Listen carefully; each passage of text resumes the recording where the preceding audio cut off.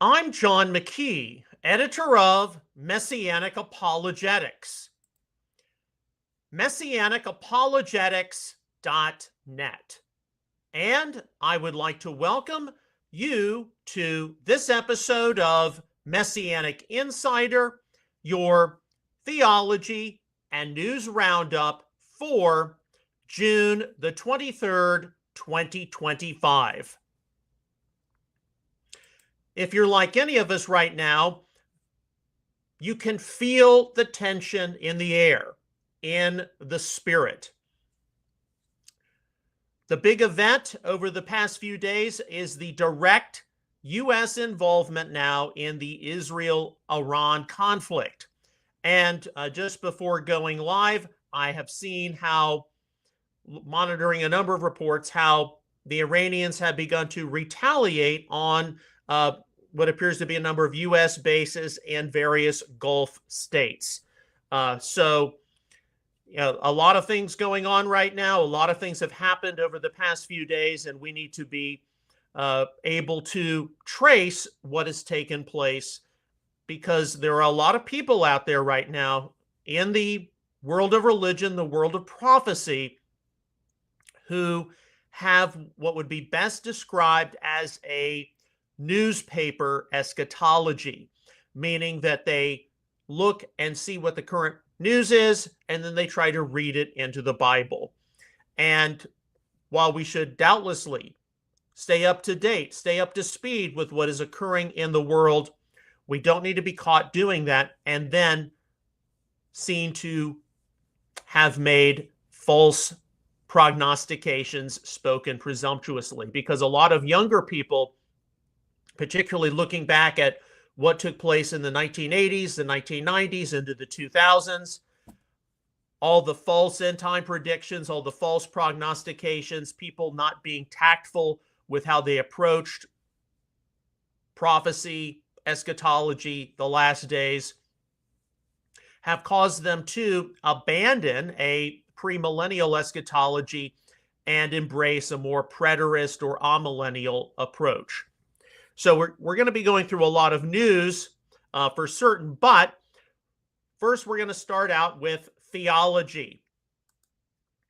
Last week on Messianic Insider, we did talk about the pre-tribulation rapture. We talked about various claims which are made, particularly regarding the days of Lot. And so one of the important discussions which necessarily arises from the scene of the days of Lot and Sodom and Gomorrah being destroyed involves how that is a picture of eternal punishment. Now, our ministry has an important resource which we released last year. If you'll go to outreachisraelbookstore.com, and it's entitled Messianics and the Afterlife.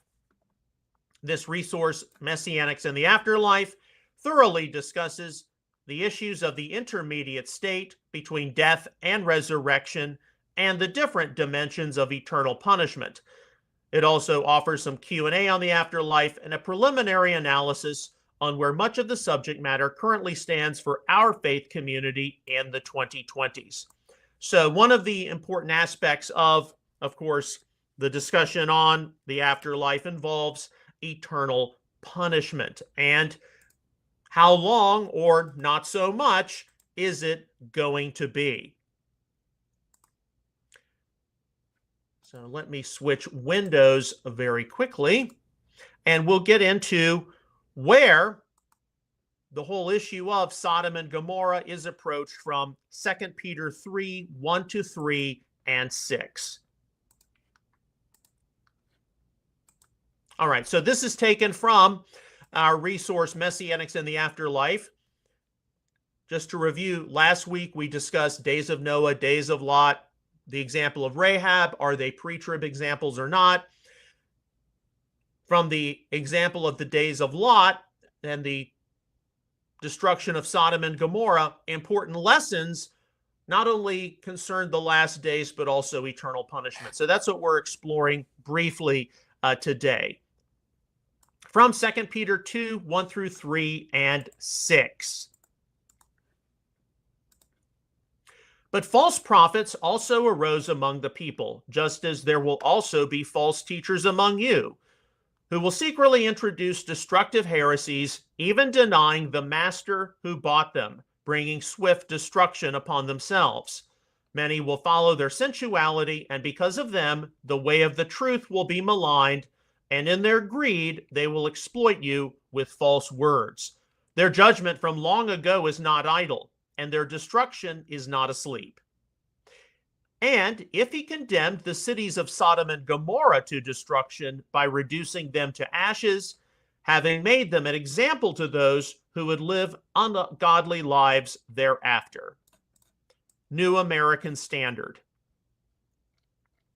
Now, all readers of this passage are in agreement that the destruction of Sodom and Gomorrah, seen in Genesis, is some kind of an important picture of the eternal punishment of the unrighteous condemned.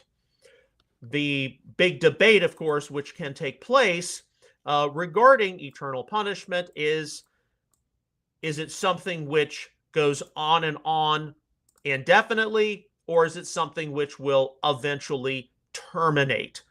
Okay, so you've got the model of some kind of an ongoing, everlasting, eternal punishment of some kind versus annihilation or an obliteration from existence. So this is an important passage for evaluating or sorting through these kinds of things. That unrighteous rebels opposed to God will experience a significant punishment is something easily seen by the tenor of 2 Peter 2, 1 through 3, 6. The Apostle Peter testified how there will be false teachers who arise, who will introduce Messianic Apologetics to the faith community. In 2 Peter 2:1, it is clear that the false teachings are dangerous heresies, Phillips New Testament, or damnable heresies, King James Version, as they will utterly ruin those who accept them. This will cause takenein apoleion, meaning that it will not be long before they bring on themselves their own downfall. Phillips New Testament. Given the ambiguities regarding apoleia, destruction in 2 Peter 2:1, at least, can involve spiritual and ethical ruin and the assurance of their judgment for the unrepentant. As the apostle further testified, their judgment from long ago is not idle, and their destruction is not asleep. 2 Peter 2:3, New American Standard. Annihilationists and advocates of an ongoing eternal punishment alike know how false prophets and false teachers can bring nothing but ruin to the people of God if not stopped.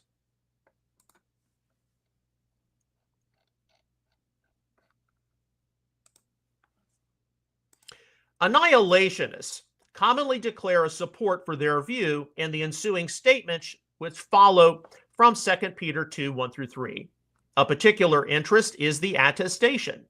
He condemned the cities of Sodom and Gomorrah to destruction by reducing them to ashes, having made them an example to those who would live ungodly lives thereafter. 2 Peter 2:6, New American Standard.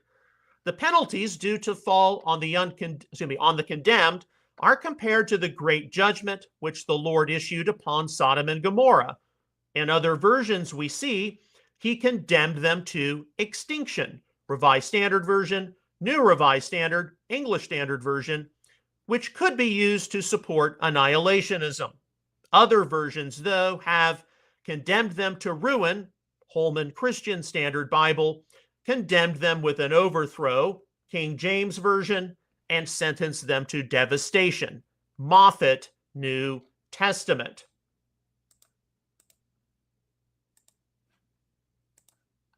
Unlike 2 Peter 2, 1 through 3 preceding, there is no usage of apoleia for destruction witnessed in 2 Peter 2:6.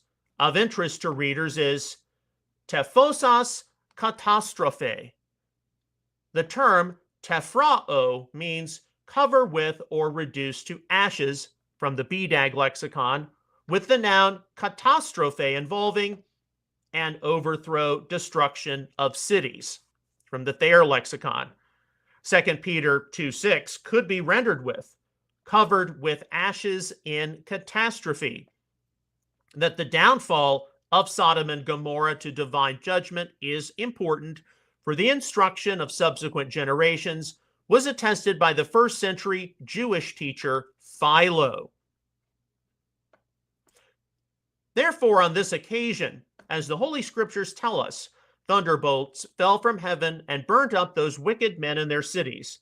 And even to this day, there are seen in Syria monuments of the unprecedented destruction that fell upon them. Life of Moses 2:56. The real difficulty with 2 Peter 2:1-3, does not lie in evaluating the significance of the judgment. That the fall of Sodom and Gomorrah was something severe is something which those of all sides on the eternal punishment debate are agreed upon. Are the condemned to be utterly reduced to ashes? Is the downfall of Sodom and Gomorrah an exact depiction of what will befall the unrighteous? Much comes down to how an examiner chooses to view hupadegma, or example. The BDAG lexicon defines it as an indication of something that appears at a subsequent time, outline, sketch, symbol, with the Liddell Scott lexicon having a token, mark. It should be abundantly clear to any Bible reader that the fall of Sodom and Gomorrah was something terrestrial. Genesis 19:12-29, making the fires and burning subject to various earthly, physical laws of time and matter. While an example to surely be considered, hupadegma should at least cause the annihilationist to pause and not rely too much on what 2 Peter 2:6 says. At best, the example of Sodom and Gomorrah is a representative copy or likeness of what is original and genuine, from the Freeburg lexicon, also Hebrews 8:5.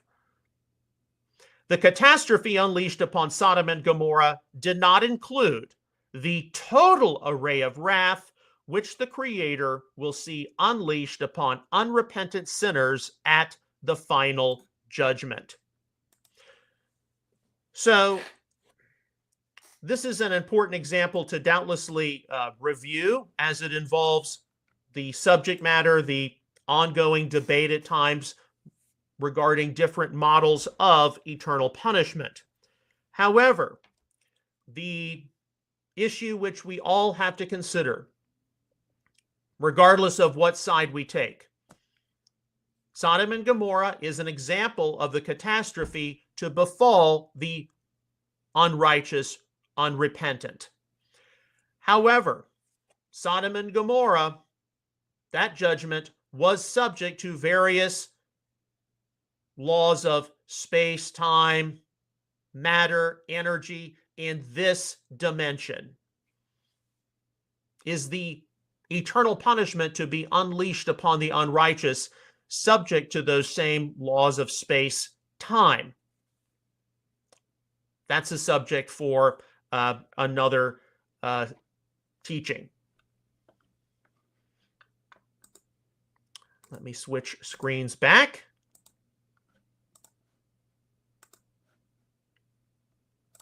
And just to remind you, if you want to delve into this even more, you can get our ministry publication, Messianics and the Afterlife.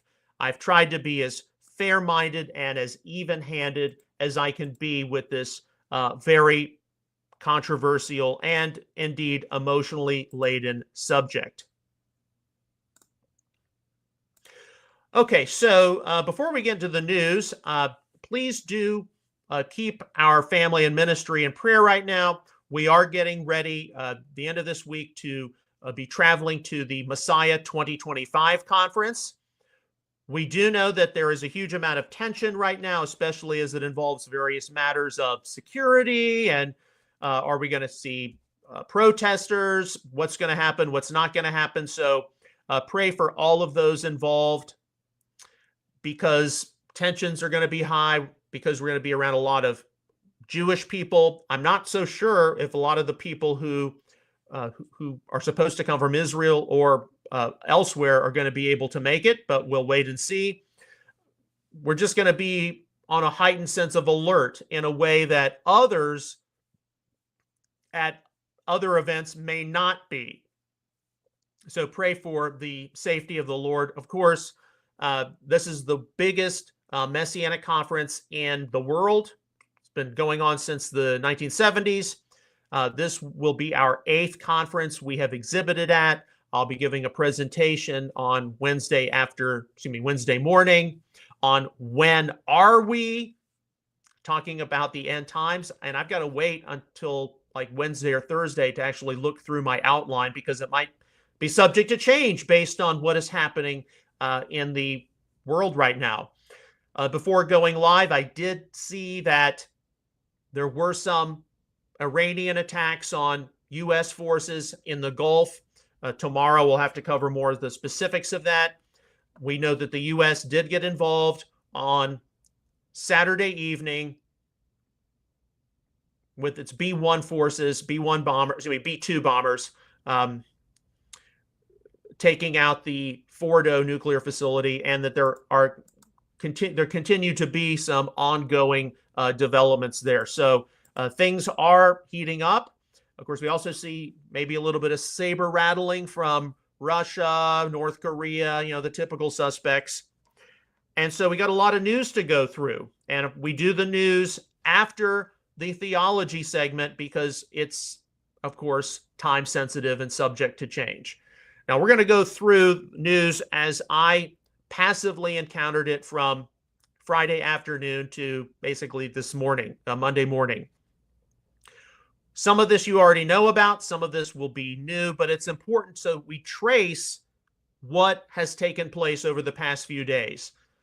I strongly emphasize, yes, all of us agree that we need to be paying attention to this. All of us agree that we're taking some big giant leaps forward toward the return of Yeshua. At the same time, don't speak presumptuously. Stay grounded. Stay tactful. Things are still unfolding, so it is not proper to say, "Oh, prophecy has been fulfilled." I've already started to see some of that. The millennial generation were affected by baby boomer parents, many of whom were caught up in newspaper eschatology. We do need to follow what's happening in the papers. We don't need to speak presumptuously. So hopefully we have learned some of those lessons from the 1980s and 1990s. I'm not sure everyone has. All right, so all of these stories we're going to be going through, they'll be listed when this episode is archived at MessianicApologetics.net. You can go read, watch, whatever the case may be. All right, so we start out. This was on Friday afternoon from Vivid. Trump on Israel's destroying Fordo's nuclear site. So this is before everything took place. They have limited capacity. They can break through a small section, but they can't go down very deep. They don't have that capacity. We'll have to see what happens. Maybe it won't be necessary. Of course, the last time we met, Trump said that he's going to make a decision within 2 weeks. Whether that was a full 2 weeks or just a few days, at the time we didn't know. From the Epic Times 2 days ago, I assume this is still valid. A top Iranian official said on Friday that there is no room for talks with the United States unless Israel ends its airstrike campaign amid a week-long aerial conflict between the two nations. So Iran not backing down. And of course, we know what happened. Okay, so this is from Jesse Waters Monday evening. Trump sends a major warning to Iran and says anything could happen in the next 2 weeks. Trump is now in control of the timeline, not Netanyahu. And we know what happened. But again, it's important that we trace everything which has occurred so we can learn how to exercise appropriate wisdom, appropriate discernment. We can stay grounded because this conflict is not yet over and things are probably going to get more complicated before they're resolved. From Laura Ingram, June the 20th, this is Friday evening. Trump isn't giving Iran time. He's giving Israel time to defang Iran's missile threat. With the largest arsenal in the region, Iran remains a top target as Israel hits launchers, networks, and infrastructure to boost U.S. leverage. So still holding out, at least at this time, some hope of a diplomatic solution. All right, change the gears ever so slightly. This is from Dale Partridge on X. He is a Reformed minister, a Reformed pastor, definitely believes in replacement theology. The church is now Israel. And this is what he says in condemning dispensationalism, because a lot of the Reformed Christian nationalist types, I'm not so sure where he stands on that, but he equates dispensationalism with support for Israel at the detriment of Christianity, the West, America, etc. So this is what he says. What's the real cost of dispensationalism? Let me break it down for you. Imagine if all of the misdirected passion, finances, prayer, and influence given to the nation of Israel, that's the state of Israel in the Middle East, was rightly directed to the true Israel, the church. Imagine what America could be if we supported the church the way we support the Christ-rejecting nation of Israel. Indeed, as Messianic people, we need to stay informed about this kind of stuff, because let's assume for a moment that in the next 2 months, this conflict with Iran is wrapping up, okay? And the dust is beginning to settle, and that new Middle East we've been hoping and praying for is emerging. This kind of stuff isn't going to go away, because all of the money, all of the energy, even prayer, he said, directed to the Christ-rejecting state of Israel, that's got to be reckoned with. Well, that makes, yes, dispensationalists a target. It also can make the Messianic Jewish movement a target. And the Messianic Jewish movement needs to begin to mature in areas and mature in ways it has not yet or been unable to mature in. And so much of that is connected with its future. So, yes, I've got an open file on replacement theology. What are we going to do about it? I may have to just be compiling notes right now as new developments on that front unfold. Okay, this is something important. Some of you may have seen this circulating on different social media platforms. You can watch it. It's just under 3 minutes. But it says, I want to post this for any non-Iranian who keeps asking, why are people not in the streets? Please share and listen.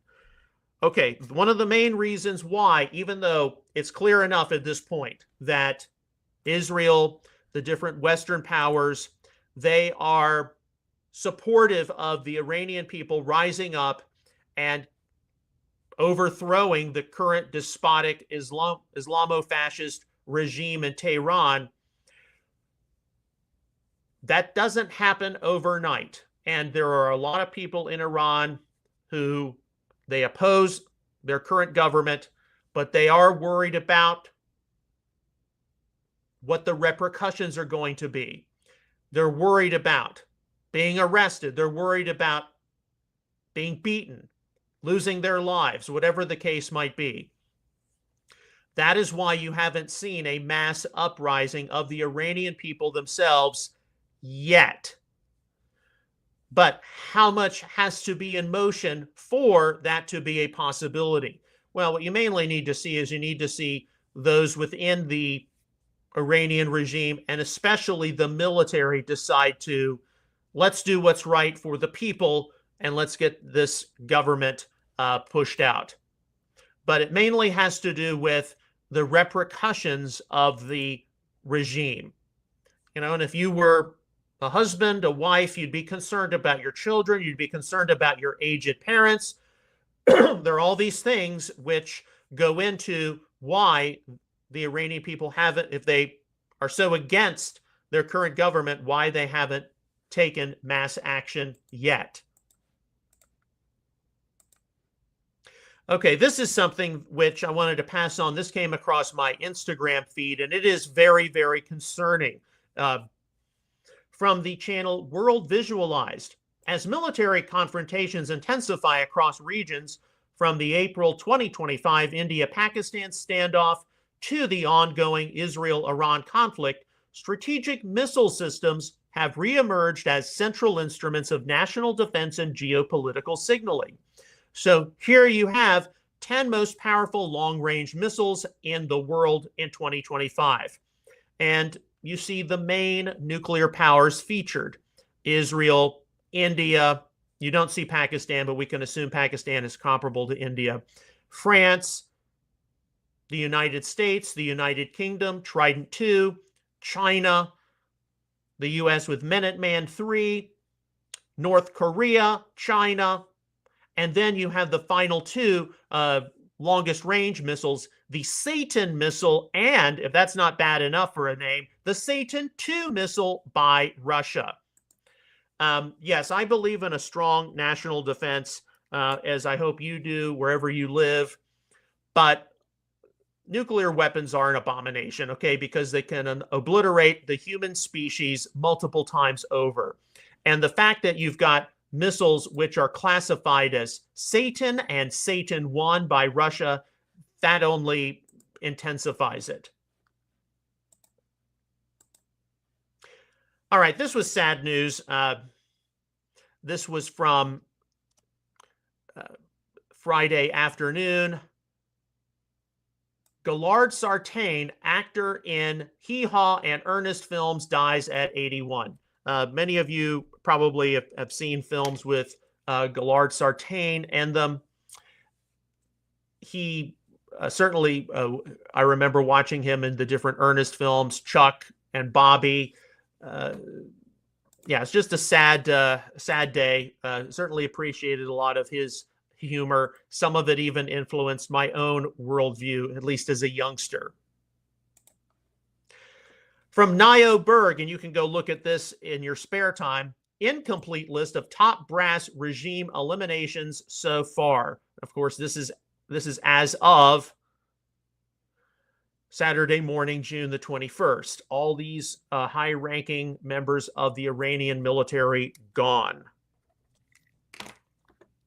Okay, to get an idea about how severe this conflict is, this is something which came across my feed. Some of you all may have seen this before. Here, this individual is taking Israel and then just kind of is moving it around. Like, look at how small Israel is compared to different European countries.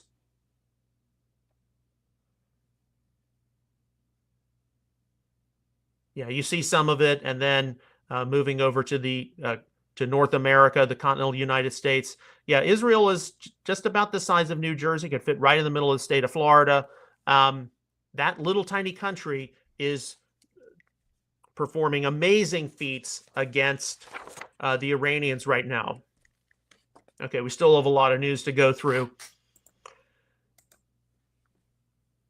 This probably is something which you may have passed over because of what took place on Saturday evening, but this is from Saturday morning. Breitbart: Pakistan nominated President Donald Trump for the 2026 Nobel Peace Prize for his decisive diplomatic intervention and pivotal leadership in brokering a ceasefire between India and Pakistan. Is that going to go anywhere? I don't know. And of course, this conflict, what will Trump have been seen to do when this conflict concludes? All right, New York Post. This is before the attack on Saturday night. Breaking: Israel struck one of Iran's biggest nuclear facilities Saturday as part of an overnight campaign that dropped hundreds of missiles across the Islamic Republic. Just as, listen, just as the U.S. deployed nuke plant neutralizing B-2 stealth bomber jets to the Pacific. So here we're already hearing B-2 bombers have left the continental United States. They're moving toward the Pacific. All right, from the New York Post, again, before the attacks by the U.S., Iran's Ayatollah Ali Khamenei has chosen a secret list of 3 potential successors if he succumbs to the same fate as his growing list of valued lieutenants, another handful of whom were killed in the overnight Israeli strikes on June the 21st. Khamenei, 86, the Islamic Republic's supreme leader since 1989, believes that either Israel or the U.S. will try to kill him, and crafted the list while holed up in a bunker. Yeah, how much longer does he have in this world? From open source Intel Defender, Israeli officials have told the Trump administration they do not intend to wait 2 weeks for Iran to reach a deal to dismantle key parts of its nuclear program, like the Fordo nuclear facility, and that the Israel Defense Force could act alone before the deadline is up, 2 sources told Reuters. Now, this was on Saturday afternoon, 3:41 p.m. This was before the announcement that the U.S. had joined. All right, so here you have it. This is the precise post I saw, and it was about 5 minutes after it went live on Trump's Truth Social account. This is what I saw on X. So 6:53, almost 7 o'clock Central Time. We have completed our very successful attack on the 3 nuclear sites in Iran, including Fordo, Natanz, and Esfahan. All planes are now outside of Iran airspace. A full payload of bombs was dropped on the primary site, Fordo.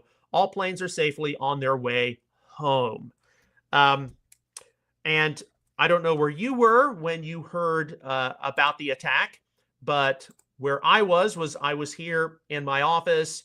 I was just finishing up a meal, and I quickly opened up my phone, turned on X, and boom, there it was.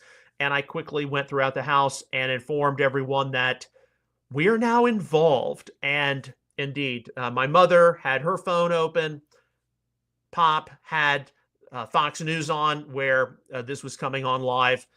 Just as we probably all remember where we were when we heard that Israel had started their attack on the Iranian nuclear facilities over a week ago. Are you going to remember where you were when the U.S. joined into this conflict? And of course, we know it's not over, and there are likely 1 or 2 other additional moments in the future where we're going to see another significant development and remember where we were. Okay, so these are some of the initial news reports which came across my social media feed, excuse me, from the New York Post. The United States military launched airstrikes against Iran Saturday night, a historic attack that followed repeated demands from President Trump to the Islamic Republic to surrender after Israel initiated extensive strikes on the country's nuclear infrastructure and military.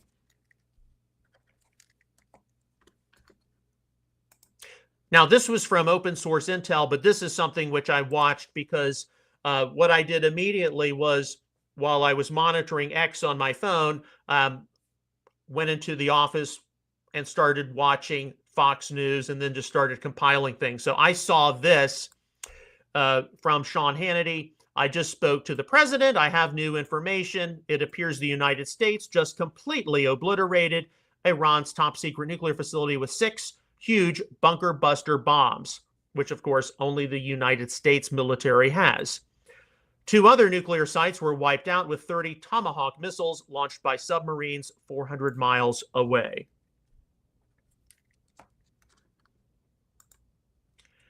Okay, this was the first official government, small g, response to what took place from Benjamin Netanyahu. President Trump and I often say peace through strength.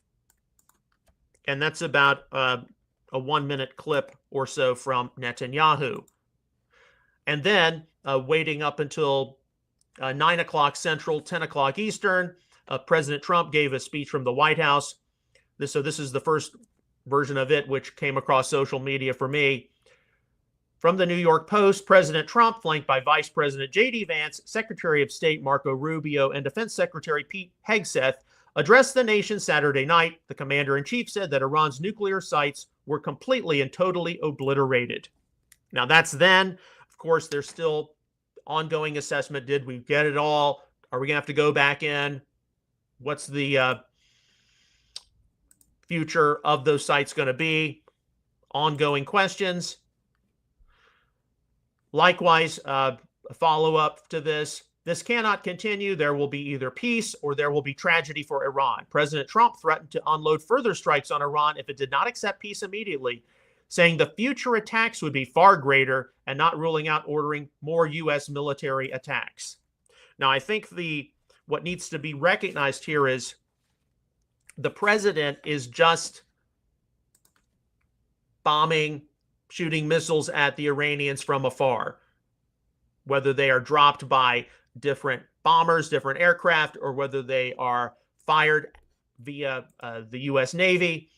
We're not talking about boots on the ground right now, soldiers on the ground, which is what a lot of people are understandably concerned about. No more war. Well, here, the president has taken to launch a surgical strike on the Iranian nuclear facilities, but no boots on the ground. Okay, from Charlie Kirk, and this is important advice. This is from Saturday evening. In times like this, I find a lot of people say stuff they'll end up regretting. Absolutely. Hyper-emotionality should be dismissed. Rejoicing because we dropped a bomb should be met with humility. Dooming should be met cautionary optimism. The world is not over. Our best days are ahead. And indeed, his advice is the same as I've been saying. Stay grounded. Stay calm.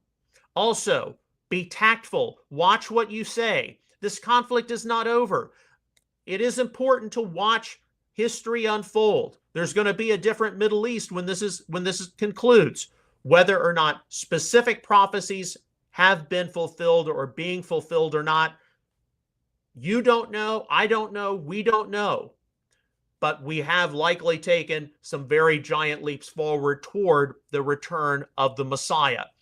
But stay tactful, don't speak presumptuously. Learn the lessons from the 1980s and early 2000s. All right, I saw this live as well. This is a repost from Fox News. Mark Levin, we just kicked their ass. And of course, I can say that because that word is in the Bible. Yeah. Now, this is from Sunday morning at the Pentagon. America's B-2 bombers struck deep inside Iran undetected. Not a single radar ping, no fighter response, no shots fired. Joint Chiefs Chair Kane, that's General Dan Kane, the Air Force, called it flawless. No other military in the world could have done this. Decoy bombers flew west while the real ones went east, preserving total surprise. All right, let's change gears ever so slightly. This came across my social media feed on, it would have been Sunday afternoon, although it was posted late on Saturday. This is from Walter C. Kaiser, and he is a strong supporter of the Messianic Jewish movement. And this is something we all have to take into consideration in increasing detail, not only from those on the left, but also those on the right.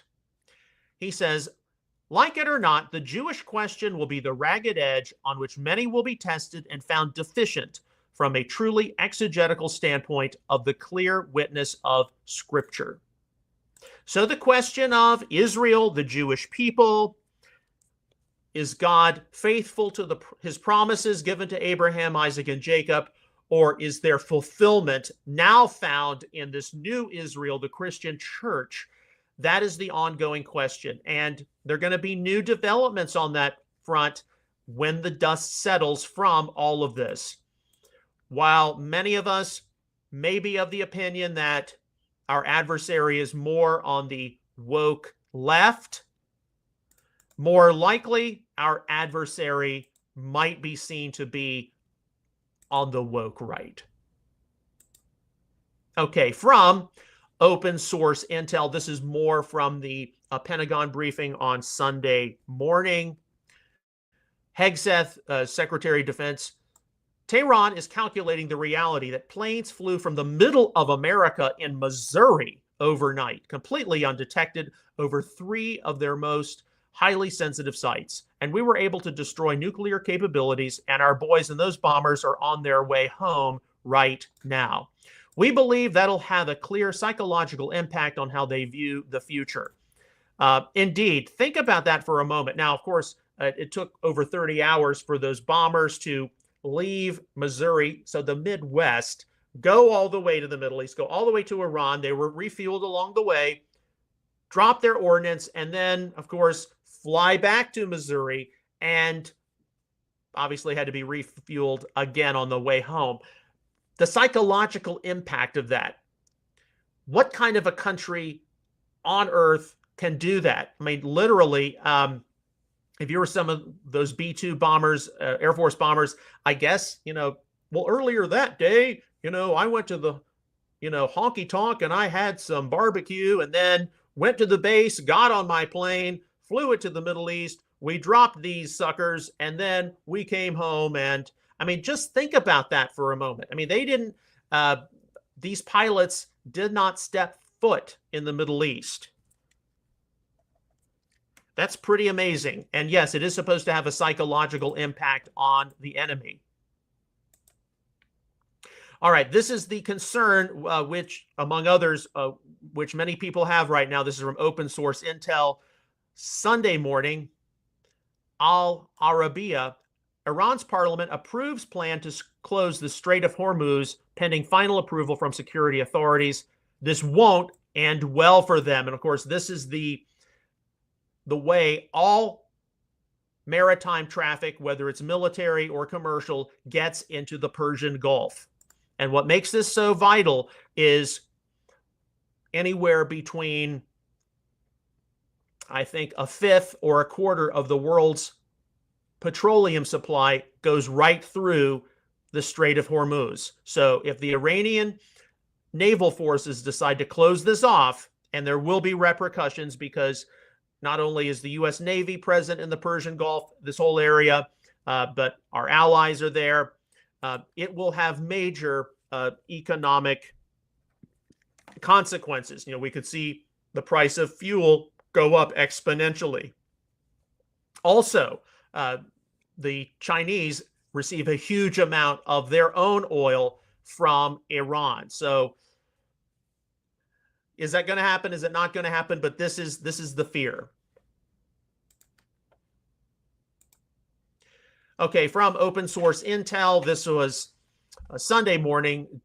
Vice President J.D. Vance, if the Iranians attack us, they're going to be met with overwhelming force. We did not attack the nation of Iran. We did not attack any civilian targets. We didn't even attack military targets outside of the 3 nuclear weapons facilities. Now, this is as of yesterday morning. There's still the unfolding situation, which I was monitoring before we went live. But again, we're here to trace a lot of the events which have taken place over the past few days. And of course, in some of these reports, we can also see deliberate misinformation or being misguided taking place. All right, this is from Fox News yesterday afternoon, June the 22nd. President Donald Trump's regime change comment tracks with what he said before. Fox News' Brett Baer says, I don't think he's pushing for the U.S. to be the impetus of a regime change. So here you have President Trump on his Truth Social platform. It's not politically correct to use the term regime change, but if the current Iranian regime is unable to make Iran great again, why wouldn't there be a regime change? MEGA.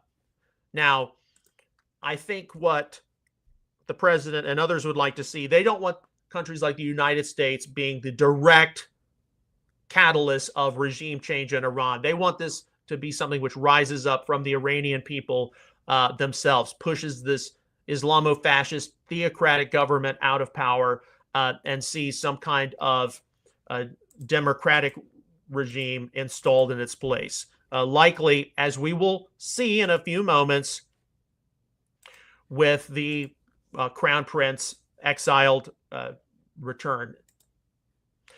All right, from the New York Post yesterday, June the 22nd, Moscow warned that several nations are prepared to supply Tehran with nuclear weapons as Russia and China condemned America's attack on Iran's nuclear facility.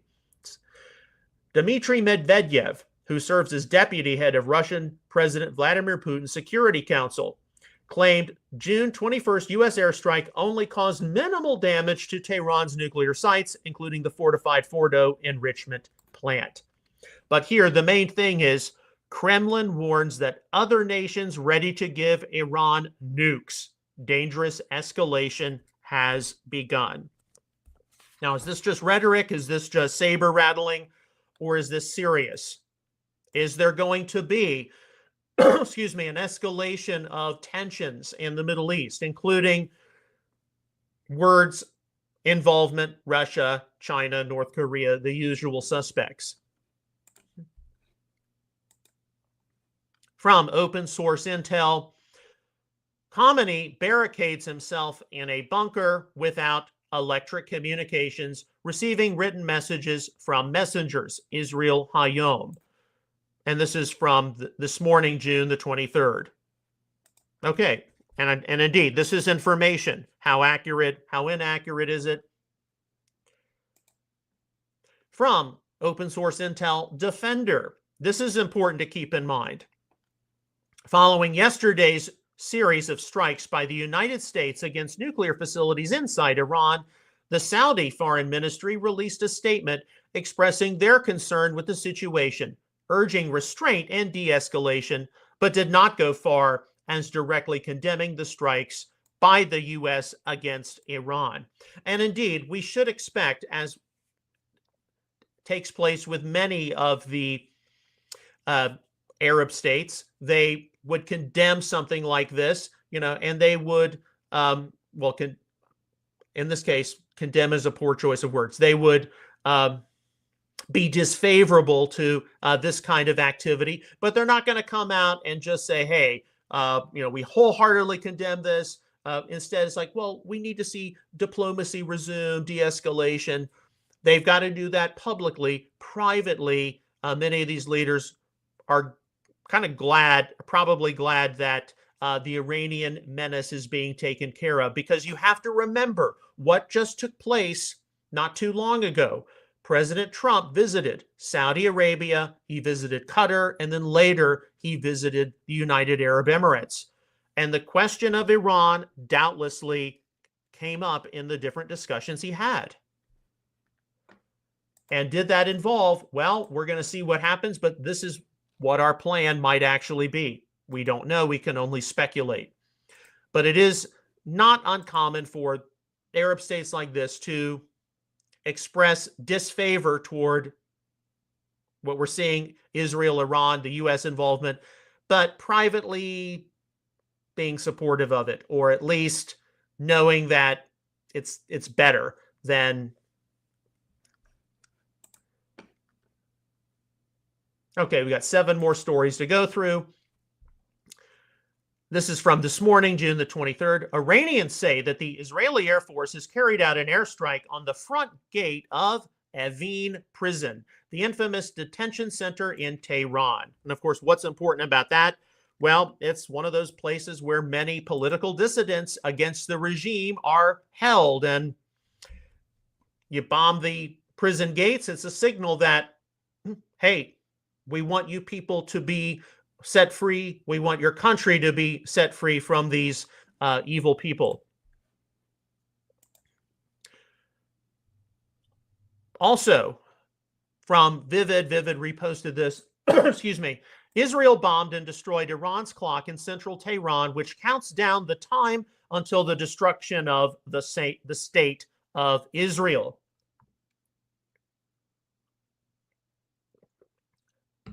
This is huge.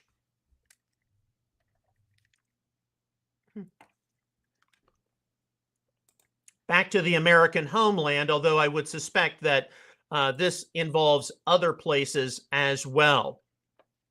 From the Epoch Times this morning, June the 23rd, 3 major U.S. cities indicated that they're on heightened alert following U.S. military airstrikes targeting Iranian nuclear facilities on June the 21st. And of course, here we see a picture of New York. Yeah, I mean, all of the, any major urban center, any center for that matter, should be on alert. We should all be on alert after something like this has taken place. Are there going to be any terrorist cell groups, any rogue voice wanting to do something? We know Sunday there was the church shooting in Wayne, Michigan, I believe it was. Also, there was a suicide bombing, I believe it was, in Syria at a church. Be aware of your surroundings. And certainly in the next week, as the Messiah 2025 conference takes place, keep us all in your prayers for safety. Yeah, there are going to be people who travel from afar, but we all need to be aware of what's happening, and we need to take extra precautions. Okay, this is from Visegrad 24 earlier today, June the 23rd. There's a clip. Crown Prince Pahlavi Reza announces that Iranian security officials who want to defect and join the revolution are contacting him. Today, he's creating a mechanism for them to sign up to the cause. Their security will be guaranteed in exchange for joining the revolution. So, the exiled Crown Prince of Iran wants defections from the Iranian government, from the Iranian military. He wants them to rise up against the current regime, and he wants the country to return to what was stolen from him and from his family. All right, this is something which came across my social media feed today. Rabbi Bright on Instagram. Should all Jews move to Israel? Okay, this is going to be a question which is going to be asked in increasing frequency in the days ahead. It's even going to be asked by a lot of people in the Messianic Jewish movement and the diaspora. Now, I have said this before. As we get closer to the return of Yeshua, the main hub of the Messianic movement it should not be North America. It should not be the North American diaspora. It has to be the land of Israel. Okay? And that's something you pick up whenever you hear someone, although you're hearing it less frequently now, whenever you hear a Messianic Jewish leader say, we are the movement which is going to give rise to the 2 witnesses of Revelation and the sealed 144,000 servants of Revelation. Okay? That does not sound like the main hub, the main center of operation for the Messianic Jewish movement being the North American diaspora. It has to be the land of Israel. Now here, this rabbi who is not a believer, I believe he's Orthodox, but he definitely says that in principle, yes, the land of Israel is our spiritual home, our ancestral inheritance, and the center of Jewish destiny. Okay, so you watch this in greater detail. He basically says that if you're young and you're Jewish, you really need to consider moving to Israel. Of course, many of us who are in the diaspora, we don't have that option. We have things which are holding us down or holding us back, other responsibilities. But if you're young especially, you should consider making Aliyah. And of course, he's in the diaspora himself. Now, you don't have to be a young person in order to make Aliyah to the land of Israel. But the young people in the diaspora, they are more likely to be making that decision, sorting through that decision than some of the older people are. And we're going to see more and more young Messianic Jews feel that pull toward the land of Israel. Okay, 2 more. This is more from the Crown Prince of Iran. Speaking in Paris, Crown Prince Pahlavi Reza speaks on Iran's relations with Israel. This is interesting. He says the Abraham Accords must be extended with the Cyrus Accords. and that Iranians understand that Israel isn't striking Iran, it's striking the security apparatus of the regime. What are we going to see when this is over? What are we going to see in the next 2 months? I don't know.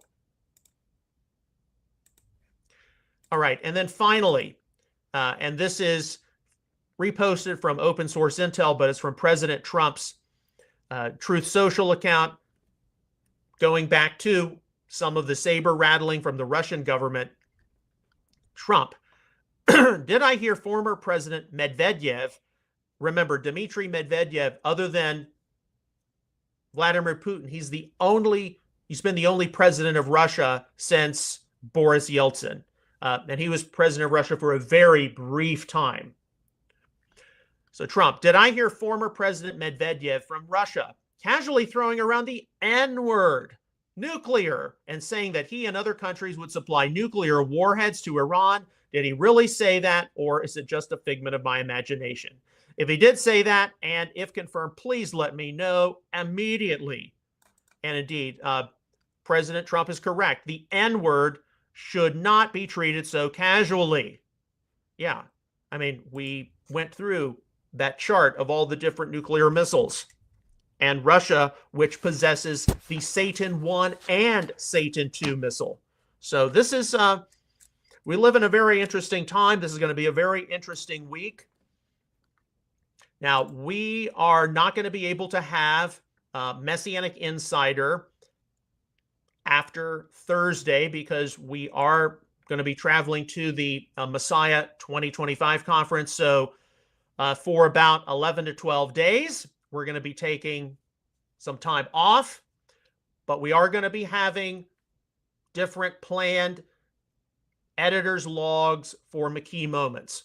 We did that last year, so by the end of the day, I will have posted a series of clips, put them together on what took place that day from our journeys and the conference experience. So please keep us in your prayers. Of course, like a lot of people right now, we are very concerned about what is happening. We go day to day.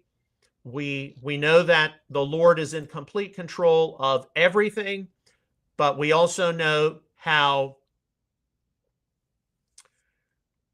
that there is a plan, and it's given to us in the Holy Scriptures. I encourage you all right now, stay grounded, stay calm.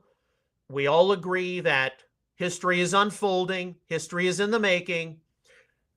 There will be some kind of a new Middle East when this Israel-Iran conflict has concluded. Are specific prophecies going to be fulfilled or not? Is it more general prophecy, wars and rumors of wars? Let us stay tactful and watch what we say, because there are a lot of people out there who follow newspaper headlines, and they have a newspaper headline eschatology. We want to stay up to date with what's occurring, and we want to use these different things as a point to learn and a point to monitor things realistically. But we don't want to see ourselves to unnecessarily read messages into current events. We pray for peace. We still pray that the Iranian regime comes to their senses, and we're going to lay down our arms. These different high-ranking leaders are going to go into exile and then see the Shah return. That's what I think all of us would like to see. Is it going to happen? I doubt it. But I like to be proven wrong in those kinds of evaluations. As always, on behalf of Outreach Israel Ministries and Messianic Apologetics, I would like to sincerely thank you for your ongoing prayers, encouragement, and donations toward all of our ministry efforts. You can give online at outreachisrael.net/support. We'll see you tomorrow with another episode of Messianic Insider. Until then, may God bless you. Shalom, and take care.